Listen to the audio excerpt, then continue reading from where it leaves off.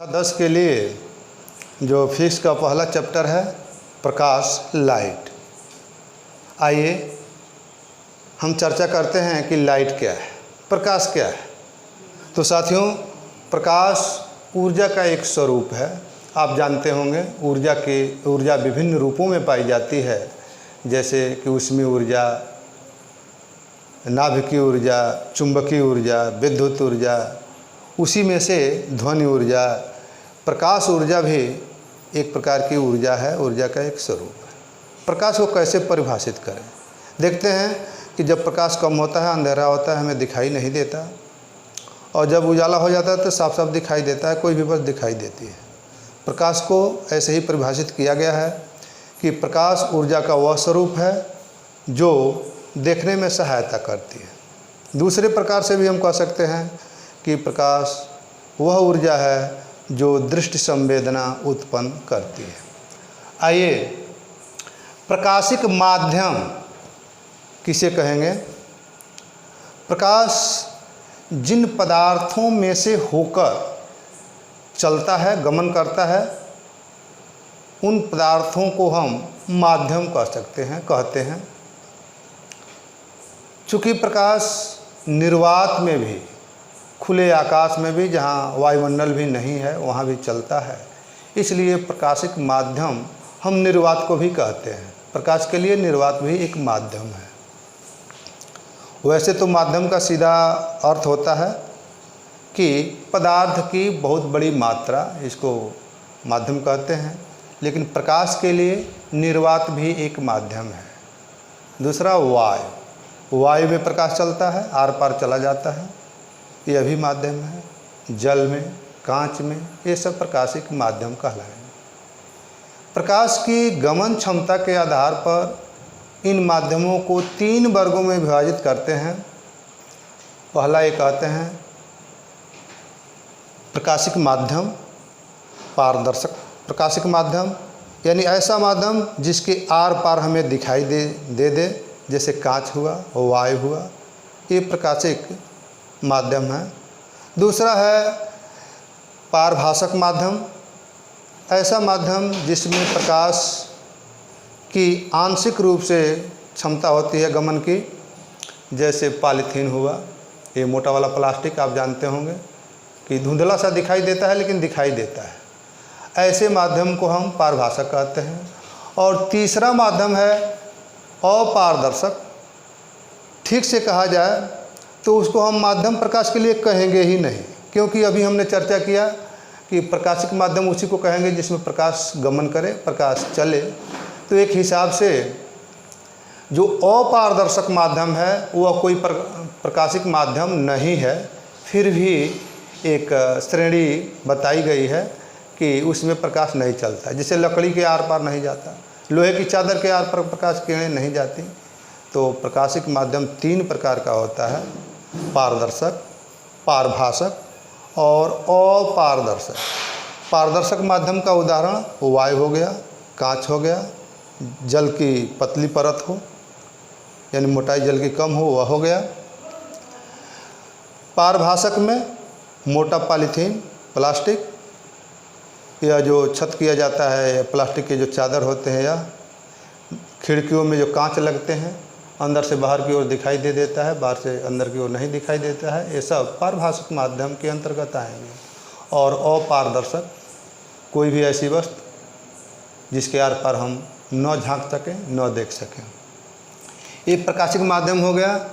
प्रकाश के लक्षण या प्रकाश के गुण क्या हैं? आप जानते हैं प्रकाश एक प्रकार की ऊर्जा है। प्रकाश का पहला गुण है कि प्रकाश विद्युत चुंबकीय तरंग है।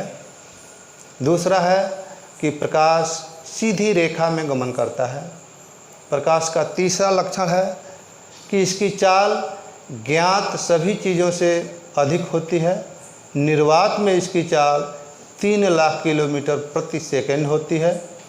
इसी को हम विज्ञान की भाषा में कहें तो 3 × 10⁸ मीटर प्रति सेकंड प्रकाश की चाल होती है। प्रकाश किसी सतह पर पड़ता है, चिकने सतह पर, तो उसका परावर्तन होता है। प्रकाश एक माध्यम से दूसरे माध्यम में जाता है तो उसका अपवर्तन होता है। इसके अलावा प्रकाश के कुछ और भी अभिलक्षणिक गुण हैं जो आपके स्तर पर नहीं है, डिटेल नहीं पढ़ना है, लेकिन नाम जान लीजिए। प्रकाश के अभिलक्षणिक गुणों में व्यतिकरण है, प्रकाश का व्यतिकरण, प्रकाश का ध्रुवण, प्रकाश का प्रकीर्णन, प्रकाश का विसरण। तो ये प्रकाश के लक्षण हुए। किरण, किरण किसे कहेंगे? प्रकाश चूँकि तरंग है, जिस मार्ग से चलता है उस मार्ग को यदि हम बिंदुओं के द्वारा अनुरेखित करें, मार्ग को हम चिन्हित करें, उस मार्ग को हम प्रकाश का किरण कहते हैं। एक प्रकाश ऐसे मान लीजिए कि गया, एक प्रकाश की तरंग है जो ऐसे जा रही है। अब यहाँ से यहाँ वो चली गई, लेकिन इसको जब हम चिन्हित करेंगे तो इसको प्रकाश की किरण कहेंगे। प्रकाश यदि ए बिंदु से बी के तरफ जा रहा है तो अनंत तक जाएगा, इसलिए यह तीर इधर और इसका शुरुआत है यहाँ पर, तो यहाँ से शुरू, यानी प्रकाश किरणों का आदि तो होता है किंतु अंत नहीं होता। किसी प्रकाश किरण को दर्शाने के लिए ऐसे हम एक तीर बनाते हैं, जिधर प्रकाश जा रहा होता है उधर तीर बना देते हैं और पीछे की ओर नहीं बनाते।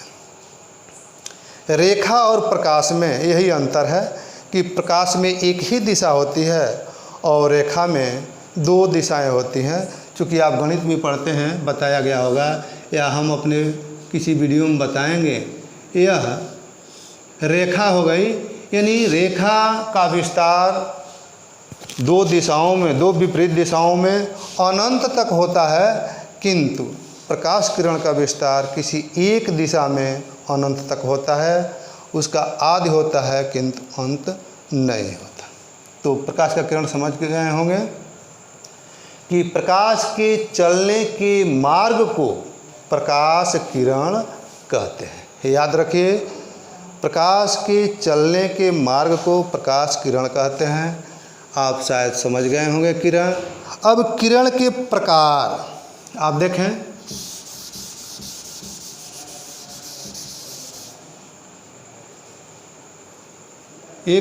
कुछ किरणें ऐसे भी हो सकती हैं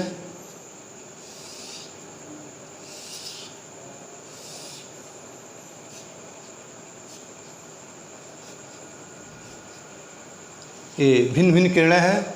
आप देखते हैं कि किन्हीं भी दो किरणों के बीच की दूरी सदैव बराबर है। ऐसी किरणों को समानांतर किरणें कहेंगे। और चूँकि एक से अधिक किरण है तो पहले इसको किरण पुंज कहेंगे। कहने का मतलब यह है कि किरण पुंज किसे कहते हैं? तो प्रकाश किरणों के समूह को किरण पुंज कहते हैं। किरण पुंज कितने प्रकार के होते हैं? तो किरण पुंज 3 प्रकार के होते हैं। 3 प्रकार। कितने प्रकार के होते हैं? 3 प्रकार के किरण पुंज होते हैं। ये है किरण पुंज के 3 प्रकार होते हैं। इसको समांतर किरण पुंज कहते हैं। फिर ऐसा भी हो सकता है कि एक बिंदु से सभी किरणें निकलती हुई ऐसे प्रतीत हों। ऐसी किरण पुंज को हम अपसारी किरण पुंज कहते हैं। मानो यह ए बिंदु से सभी किरणें निकल रही हों, ऐसे किरणों के समूह को अपसारी किरण पुंज कहते हैं। तीसरी स्थिति ये हो सकती है कि अनंत से कहीं दूर से सभी किरणें आ रही हों ऐसे, लेकिन लग रहा हो कि किसी पॉइंट बी पर सब मिलने वाली हैं, ऐसे सब पॉइंट बी पर मिलने वाली हैं। ऐसे किरणों के समूह को हम अभिसारी किरण पुंज कहते हैं। तो एक बार पुनरावृत्त करूं कि प्रकाश किरणों के समूह को किरण पुंज कहते हैं। किरण पुंज 3 प्रकार के होते हैं: समांतर किरण पुंज, अपसारी किरण पुंज और अभिसारी किरणपुंज। अपसारी और अभिसारी। अपसार मतलब होता है फैलना, अभिसार का मतलब होता है संकुचित होना। आप देख रहे हैं कि ज्यों ज्यों दूर चली जाएंगी ये फैलती जाएंगी, इसलिए इन्हें अपसारी किरणपुंज कहा जाता है। और यह ज्यों एक बिंदु की तरफ आ रही हैं, इसलिए इन्हें अभिसारी किरणपुंज कहा जाता है। किरण हो गया। अब हाई स्कूल के स्तर पर प्रकाश के दो गुणों के बारे में हमें पढ़ना है। एक तो वह है प्रकाश का परावर्तन और दूसरा है प्रकाश का अपवर्तन। इस वीडियो में यह अंतिम पॉइंट है कि प्रकाश का परावर्तन किसे कहते हैं। वास्तव में फ्रेंड्स, किसी भी सतह पर प्रकाश की किरणें जब आपतित होती हैं, कहीं से भी आकर के किसी सतह पर किरणें टकराती हैं, तो एक ही साथ तीन प्रकार की क्रियाएं होती हैं।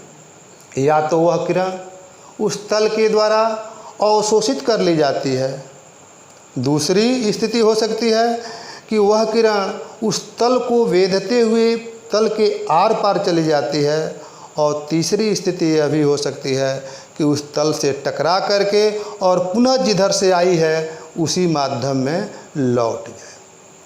वास्तव में कहा जाए तो किसी भी तल के लिए तीनों क्रियाएं ही होती हैं, लेकिन इन तीनों में से एक क्रिया सर्वाधिक होती है और उस तल को उसी के नाम से जाना जाता है।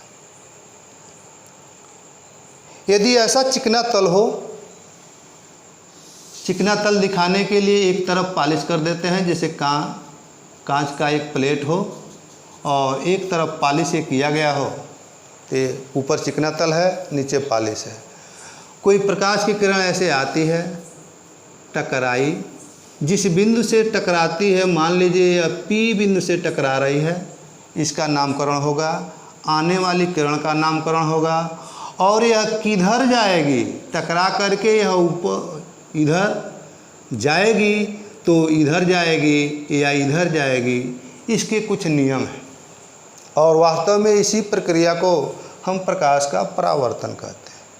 प्रकाश के परावर्तन को कैसे परिभाषित करें, तो हम कह सकते हैं प्रकाश किरणों का किसी चिकने तल से टकरा करके पुनः, प्रकाश किरणों का किसी चिकने तल से टकरा करके पुनः अपने उसी माध्यम में लौटने की क्रिया को प्रकाश का परावर्तन कहते हैं। प्रकाश किरणों का किसी चिकने तल से टकरा करके पुनः अपने पूर्व माध्यम में लौटने की क्रिया को प्रकाश का परावर्तन कहते हैं। अब ये प्रकाश के परावर्तन की परिभाषा हो गई। दूसरी स्थिति आती है कि प्रकाश के परावर्तन के क्या नियम हैं। तो साथियों, प्रकाश के परावर्तन के दो नियम हैं। पहला नियम कहता है आपतित किरण, आपतित, पतित जानते होंगे, पतित माने गिरा हुआ, गिरना, माने गिरने के लिए आ रही है, यानी जो किरण टकराने के लिए आ रही है, गिरने के लिए आ रही है, उसको आपतित किरण कहते हैं। नाम याद रखिए, आपतित, आपतित किरण। किस किरण को आपतित किरण कहते हैं? जो किरण किसी तल से टकराने के लिए आती है, उस किरण को आपतित किरण कहते हैं। तल के जिस बिंदु से वह टकराती है, उस बिंदु को, यहाँ पर P पॉइंट है, उस बिंदु को आपतन बिंदु कहते हैं। आपतन बिंदु। और टकरा करके प्रश्न उठता है कि इधर जाती है तो किरण का नाम बदल जाता है, इसको परावर्तित किरण कहते हैं। परावर्तित, परावर्तित, याद आ रहा है, किरण। और इस तल के साथ, ये जो तल है, इस तल के साथ P बिंदु पर 90 अंश का कोण बनाती हुई रेखा खींच दी जाए, जैसे कि यह रेखा खींच दी जाए, यहाँ और इस तल के बीच का कोण 90 डिग्री हो, तो इस रेखा को हम आपतन बिंदु पर खींचा गया अभिलंब कहते हैं।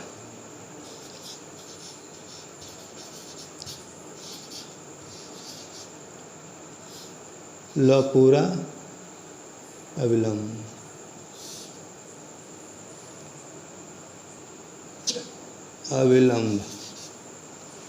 अभिलंब कहते हैं। अब पहला नियम यह कहता है कि आपतित किरण, परावर्तित किरण और आपतन बिंदु पर खींचा गया अभिलंब तीनों एक ही तल में होते हैं। ध्यान दीजिए फ्रेंड्स, एक ही तल में होने का मतलब क्या हुआ? यदि यह अभिलंब है और मैं यहाँ से ऐसे करूँ तब भी जितने कोण यह है उतना कोण यह भी हो सकता है।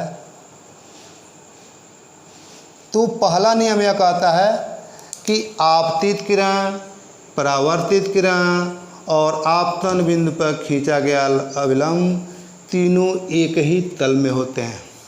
अर्थात इसका कोई पॉइंट ले लें, इसका कोई पॉइंट ले लें और इसका कोई पॉइंट ले लें, तीनों को मिलावें तो एक सपाट तल हमें प्राप्त होगा, या यह एक रेखा खींची जा सकती है, वह सीधी रेखा होगी। परावर्तन का दूसरा नियम ये कहता है कि आपतन कोण और परावर्तन कोण, आपतन कोण किसे कहेंगे ये हमें जानना है। अभिलंब देखिए, कोण यहाँ बन रहा है, यहाँ बन रहा है, यहाँ बन रहा है, यहाँ बन रहा है, यह थोड़ा सा पहचानना होता है। आपतन कोण किसको कहेंगे? अभिलंब और आपतित किरण के बीच के कोण को आपतन कोण कहते हैं, और चूँकि अंग्रेजी में इसे इंसिडेंट रेज कहते हैं, इंसिडेंट शब्द के पहला लेटर आई से इसको डिनोट करते हैं, हिंदी में आपतन कोण कहते हैं। आपतन कोण। ठीक इसी प्रकार अभिलंब और परावर्तित किरण के बीच के कोण को परावर्तन कोण कहते हैं। परावर्तन कोण, परावर्तन कोण। दूसरा नियम कहता है, और परावर्तन कोण को अंग्रेजी में रिफ्लेक्टिव एंगल कहते हैं, इसलिए इसे आर से डिनोट करते हैं, प्रदर्शित करते हैं।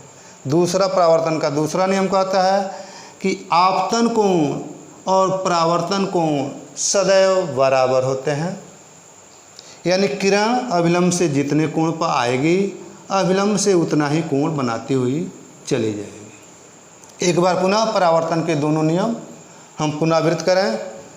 परावर्तन का पहला नियम है आपतित किरण, परावर्तित किरण और आपतन बिंदु पर खींचा गया अभिलंब तीनों एक ही तल में होते हैं। दूसरा नियम कहता है कि आपतन कोण, परावर्तन कोण सदैव आपस में बराबर होते हैं। संकेत रूप में हम लिखते हैं दूसरे नियम को, angle I is equal to angle R, और कथन करेंगे कि आपतन कोण आई परावर्तन कोण आर के बराबर होता है। अब अगले वीडियो में हम लोग इन्हीं परावर्तन के नियम के आधार पर दर्पण के बारे में पढ़ेंगे। अगला है दर्पण, हेडिंग नहीं दागे हैं, दर्पण अभी देख ही लेते हैं। दर्पण, दर्पण किसे कहेंगे? अभी मैंने बताया कि किसी भी तल पर प्रकाश की किरणें जब आपतित होती हैं तो या तो वह तल उन्हें अवशोषित कर लेगा या परावर्तित करेगा या अपने आर पार जाने देगा। ऐसा तल कि अपने पर आपतित लगभग संपूर्ण किरणों को परावर्तित कर दे, ऐसे तल को हम दर्पण कहते हैं। फ्रेंड्स, मैं बता दूं कि विश्व में ऐसा कोई भी पदार्थ नहीं है जो अपने तल पर पड़ने वाली 100% किरणों को परावर्तित कर दे। कुछ किरणें जरूर अवशोषित हो जाती हैं, कुछ जरूर आर पार चली जाती हैं, किंतु यदि परसेंटेज परावर्तित किरणों का ज़्यादा है तो ऐसे तल को हम परिभाषा के अनुसार दर्पण कहेंगे। वैसे किताबों में दर्पण को कह दिया गया कि दर्पण कांच की प्लेट होती है जिसके एक तल पर पॉलिश की गई होती है और दूसरे तल से परावर्तन की क्रिया होती है। वास्तव में यह दर्पण की परिभाषा नहीं हो सकती।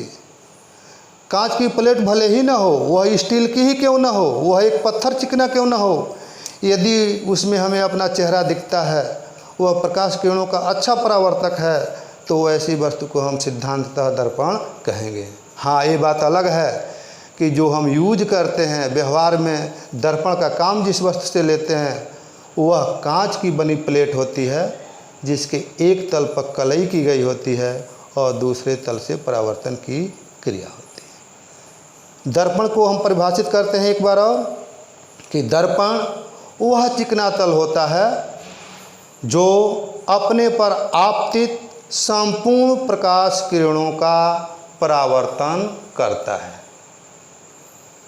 आदर्श दर्पण कोई नहीं होता जो कांच की चिकनी प्लेट होती है जिसके एक तल पर पॉलिश होती है। व्यवहार में इसी को आदर्श दर्पण माना जाता है। फ्रेंड्स, धन्यवाद। अगले वीडियो में दर्पण के जो अन्य गुण हैं, प्रतिबिंब कैसे बनते हैं, कैसे उन प्रतिबिंब के क्या गुण लक्षण होते हैं, क्या गुण होते हैं, इसके बारे में पढ़ेंगे। धन्यवाद।